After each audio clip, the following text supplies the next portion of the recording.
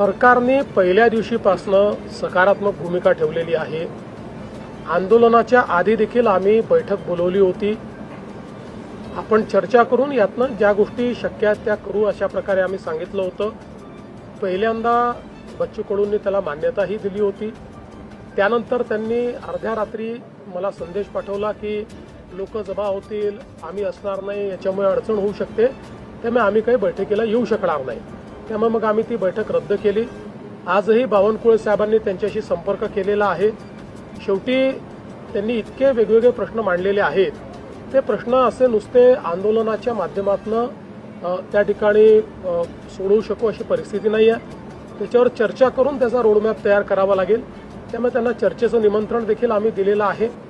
आणि यासोबत आता काल आपण बघितलं असेल तर खूप मोठ्या प्रमाणात लोकांनाही त्रास झालेला आहे।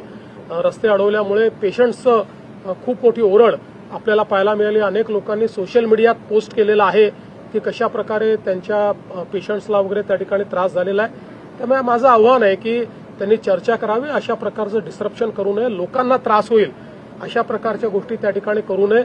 मग अनेक वेळा अशा आंदोलनांमध्ये काही हौसे नवसे गवसे असेही शिरतात, म्हणजे तिथे जेन्युइन लोक देखील आहेत, मी काही तसं म्हणत नाही, पण हा पण धोका असतो की अनेक लोक शिरून, अनेक प्रवृत्ती शिरून त्या ठिकाणी काही ना काही हिंसक वळण त्याला कसं लाभेल असेही प्रयत्न करत असतात। त्यामुळे त्यापासूनही सावध राहण्याची आवश्यकता आहे।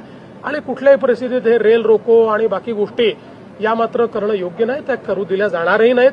त्यामुळे आमचं स्पष्ट आव्हान आहे, शेतकऱ्यांच्या प्रश्नावर आम्ही सकारात्मक आहोत। या सरकारने 32,000 कोटी रुपयाचं पॅकेज दिलंय, पैसे आज शेतकऱ्यांच्या खात्यामध्ये आम्ही देतो आहोत। त्यामुळे सगळ्या प्रकारच्या चर्चेची सरकारची तयारी आहे। चर्चा करावी आणि त्यातनं मार्ग काढावा।